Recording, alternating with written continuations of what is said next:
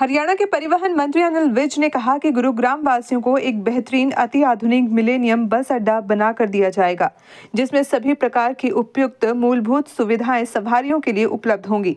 इसके अलावा विज ने कहा कि हम जल्द ही 750 बसें खरीदने जा रहे हैं तथा सभी बसों का फिटनेस करने के लिए इलेक्ट्रॉनिक सेंटर शायद यहां पर बनाया जा सकता है।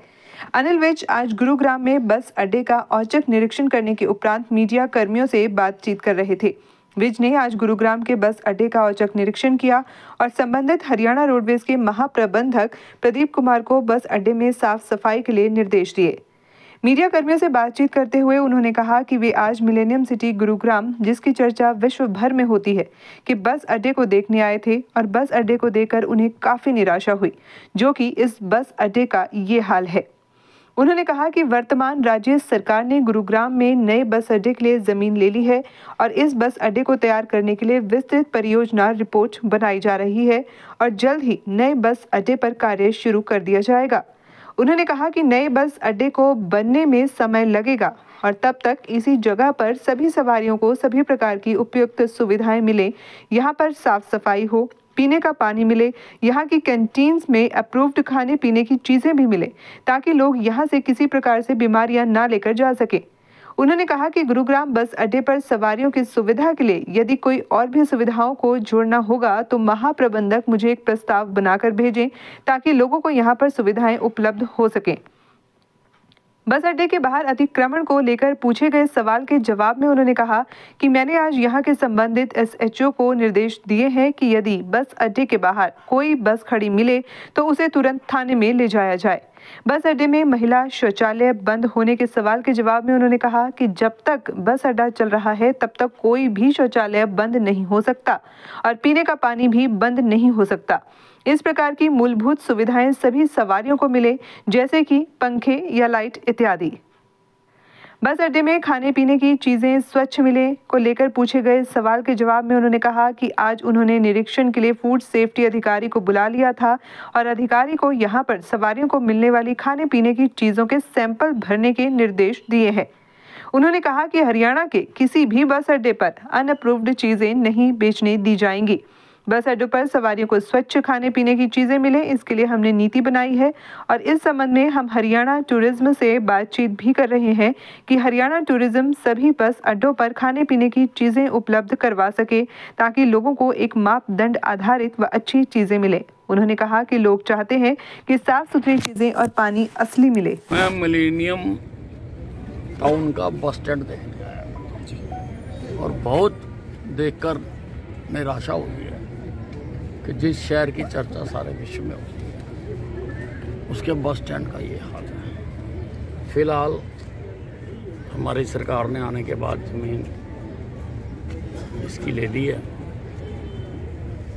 और वहाँ की डीपीआर बनाई जा रही है। जल्दी वहाँ पर काम शुरू होगा, लेकिन पूरा होने में समय लगेगा।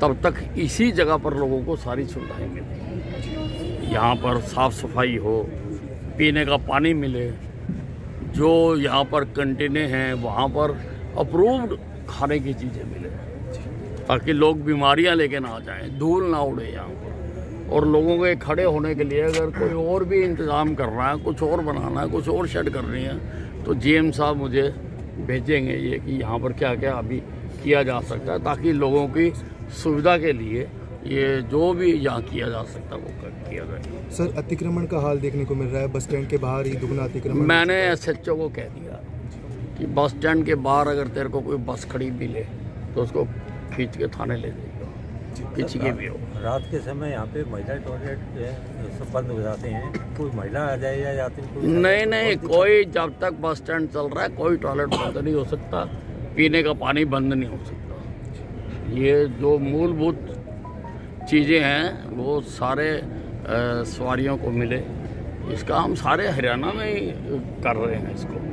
तो यहाँ का, क्योंकि अब ये तो यहाँ तो है ही नहीं बस स्टैंड नाम की चीज़ ही नहीं है, तो ओपन में खड़ी हैं बसें। थोड़ा बहुत इन्होंने शेड शूट डाले हैं तो उसमें भी बेंच पुंच और लगाएं और लोग बैठ सकें, पंखे लगाएं, जो चीज़ें ज़रूरी हैं। अभी तो मौसम नहीं है, लेकिन आने वाले मौसम के लिए भी हमको तैयारी करके रखनी है। सर, बस स्टैंड की जो हालत है, कंडम घोषित कर दिया गया था कई साल पहले ही। अब लोग जो है गुरुग्राम के इंतज़ार कर रहे हैं नए बस स्टैंड के लिए, कब तक बन के तैयार हो जाएगा? नहीं, मैंने बताया ना कि जगह ले ली गई है और उसकी DPR बन रही है।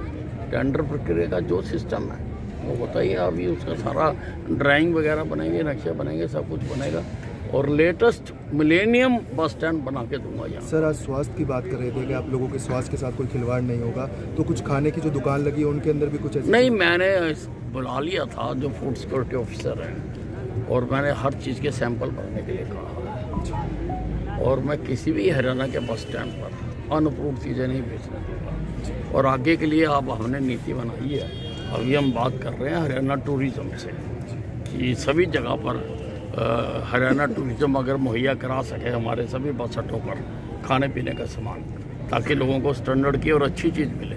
लोग आते हैं, लोग चाहते हैं कि साफ़ सुथरी चीज़ें मिले, अच्छा मिले, पानी असली मिले। ये नहीं बाज़ार में 80 पैसे की भरती है तो यहाँ पे 20 रुपए की बोतलें बेची जाए ला के, वो नहीं चल रहे। तो वो सारा कर रहे हैं, इंतज़ाम कर रहे हैं। और अगर उससे टूरिज़्म से किसी कारण से नहीं हो पाता, क्या स्थिति है, वो नहीं सप्लाई कर पाते, तो मैंने अपने विभाग को कहा है कि रेलवे सारे हिंदुस्तान में अच्छा खाना मुहैया कराती है। उन्होंने कॉरपोरेशन बना दी है, तो जाके उसका अध्ययन करें। अगर रेलवे दे सकती है तो हम क्यों नहीं दे सकते? हम भी अपने बस अड्डों पर यात्रियों को, स्टाफ भी जो सारा दिन चलाता है उसने भी रोटी तो खानी है। तो सारों के लिए मैं व्यवस्था कर रहा हूँ। बहुत बहुत धन्यवाद। और पर्पस तो सब जानते हैं कि सब ठीक ठाक अपना काम करें, लोगों को सुविधा दें, भ्रष्टाचार ना हो, सिस्टम से काम हो, टाइम पे काम हो, समय पर काम हो। सर, कुछ कमियां भी निकली हैं? कमियां कुछ आज मेरे पास 1-2 फाइलें मैंने ली हैं, उनकी मैं इंक्वायरी करवाऊंगा कि अगर आप परचेज़ कर रहे हो तो सिंपल कोटेशंस पर आप परचेज़ कर रहे हो। तो ऐसा सिस्टम नहीं है, ऑनलाइन होना चाहिए सब चीज़। तो उसकी मैं जांच करवाऊंगा, मैंने कह दिया ACS को जांच करने के लिए। बाकी फिर देखेंगे किस तरह। गर्मियों में बड़ी डिमांड बढ़ जाती है। हाँ जी, गर्मियों में काफ़ी दिक्कत हो जाती है पावर की। नहीं, अब ऐसी कोई नहीं है, सारा हम इंतज़ाम करते हैं, सारा इंतज़ाम है हमारा।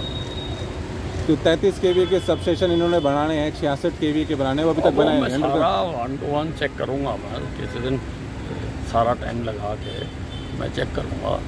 और फिलहाल अब आप बिजली की ही बात कर रहे हो तो मैं आपको बता रहा हूँ कि पानीपत में जो हमारा 800 मेगावाट का थर्मल पावर प्लांट लगना था और जो काफ़ी देर से अटका हुआ था एनवायरनमेंट क्लियरेंस ना होने की वजह से, आज उसकी हमें एनवायरनमेंट क्लियरेंस मिल गई है। और जल्दी ही हम जो इम्प्लीमेंटिंग एजेंसी है उनको कह के और वहाँ पर काम शुरू करें।